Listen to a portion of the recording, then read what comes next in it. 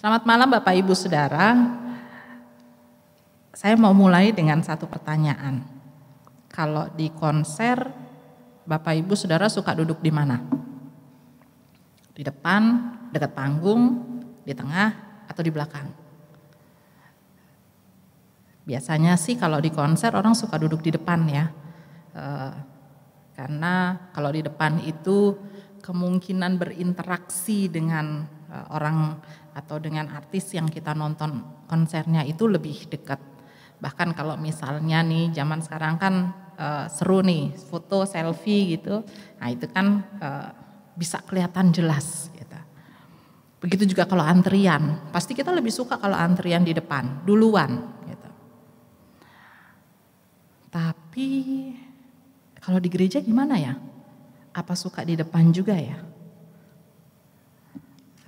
Ada sih yang suka duduk di depan gitu ya. Bapak Ibu Saudara, saya sampaikan ini mengajak kita untuk melihat atau mengingat atau membayangkan atau apa ya namanya ya, situasi bahwa kadang-kadang posisi atau tempat atau keberadaan kita itu menjadi sesuatu hal yang penting. Dia bukan cuman yang penting ada di situ gitu. Itu yang menjadi catatan atau menjadi bagian dalam perenungan kita pada malam hari ini.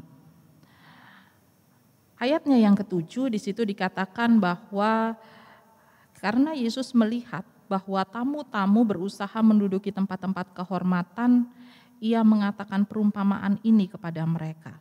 Tuhan Yesus melihat bahwa ada banyak orang yang berusaha duduk di tempat kehormatan. Padahal tempat kehormatan itu biasanya sudah ada orang-orangnya gitu ya. Tapi ada begitu banyak orang yang mau ada di situ. Dan Tuhan Yesus menyatakan satu perumpamaan. Perumpamaannya disampaikan dalam ayatnya yang ke-8 sampai dengan ayatnya yang ke-10. Ayat 8 di situ menceritakan atau mengatakan tentang perumpamaan pesta kawin. Kalau seorang mengundang engkau ke pesta perkawinan, jangan duduk di tempat kehormatan, sebab mungkin orang itu telah mengundang seorang yang lebih terhormat daripadamu. Bapak Ibu Saudara, bicara tentang perumpamaan ini, perumpamaan pesta perkawinan. Pesta perkawinan dalam tradisi Israel itu merupakan rangkaian acara yang panjang. Kadang-kadang bisa sampai seminggu. Dan sebelum pernikahan biasanya ada tahap yang disebut pertunangan. Pertunangan itu juga ada acaranya, juga ada perayaannya gitu ya. Pada saat pertunangan ada dua belah pihak, ada keluarga yang membuat kesepakatan. Mereka menetapkan waktu, tempat, dan seberapa besar pesta itu nanti akan diadakan. Dan pesta perkawinan merupakan pesta atau upacara yang sangat penting. Keluarga mempersiapkan diri dengan luar biasa, kedua mempelai juga demikian, bahkan kedua mempelai akan dirias menggunakan pakaian yang sangat indah. Lalu mempelai perempuan akan diarak menuju ke rumah mempelai laki-laki dengan disertai tari-tarian, musik, syair, dan rombongan keluarga dan seluruh anggota keluarga, tetangga, kenalan, kerabat, semua ambil bagian dalam acara ini.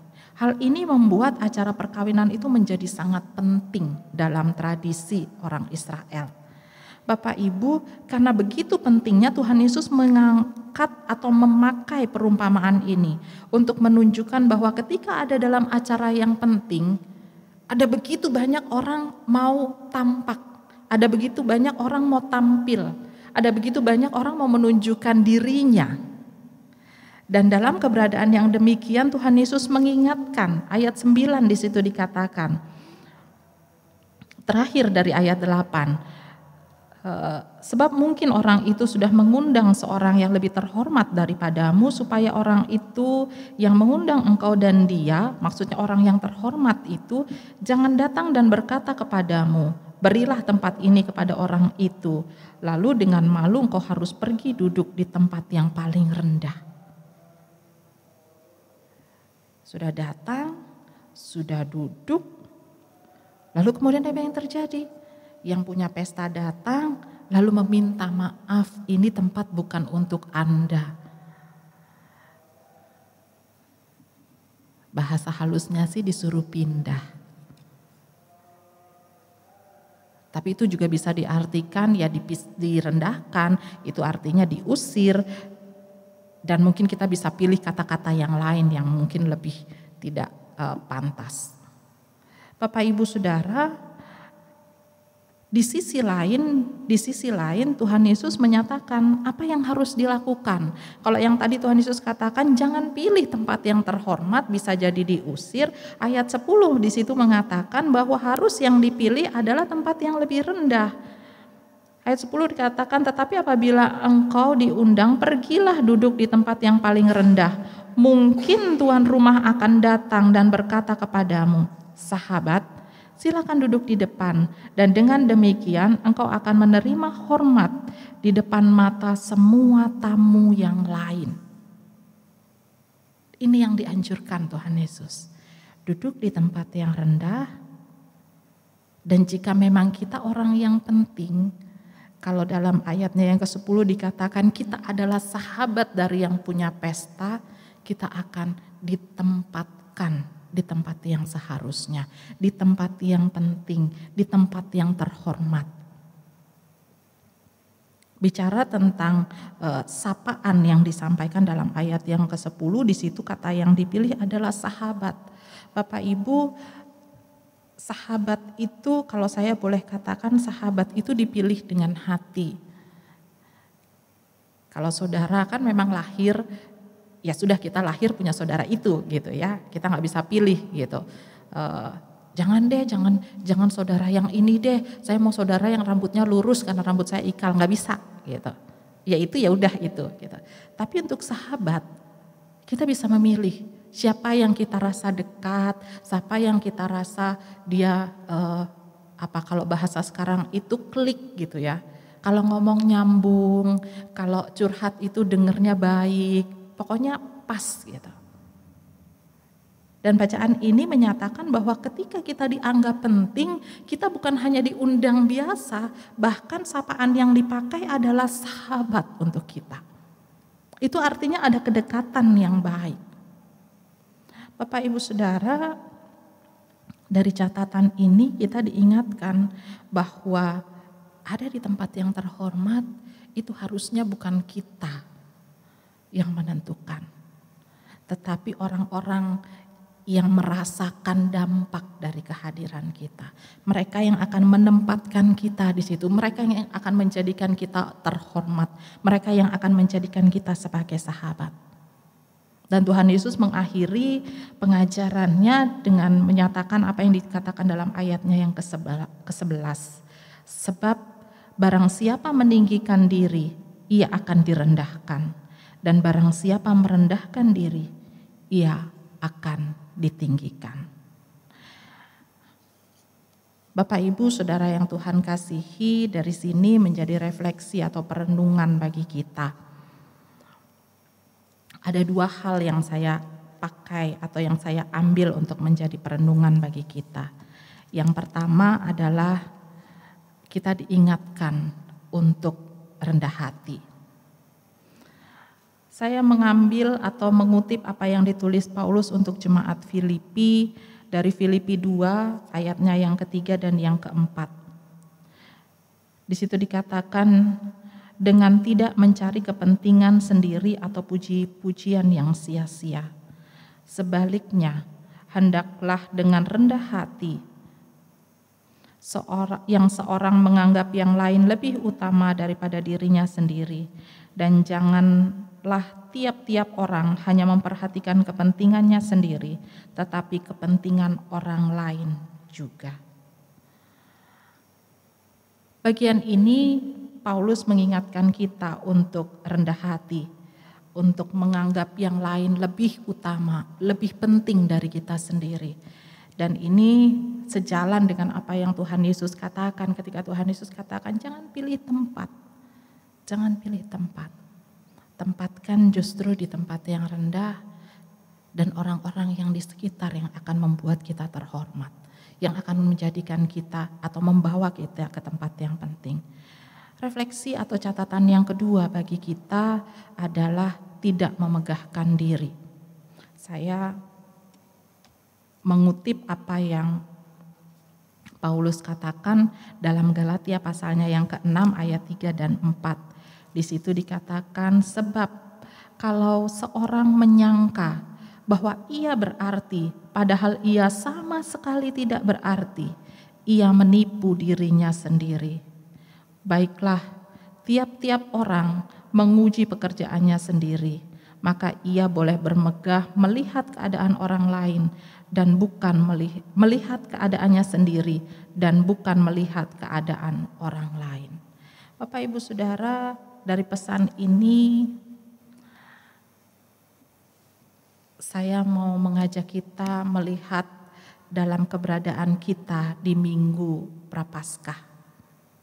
Kita mau belajar dari Tuhan Yesus. Kita mau belajar bagaimana Tuhan Yesus merendahkan diri, merendahkan hatinya. Via Dolorosa mestinya bisa dihindari.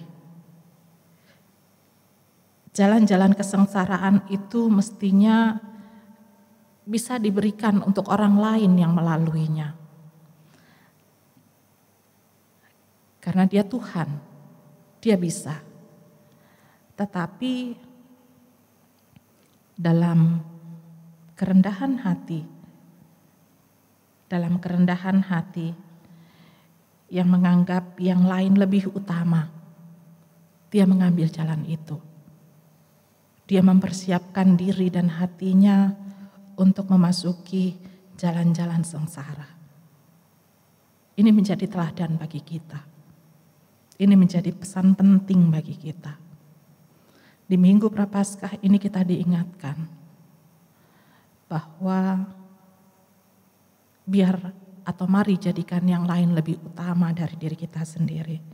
Seperti Tuhan Yesus yang mau melalui semuanya, dan itu berarti membuat kita bebas dari upah dosa yang adalah maut. Hal yang kedua, Bapak Ibu Saudara,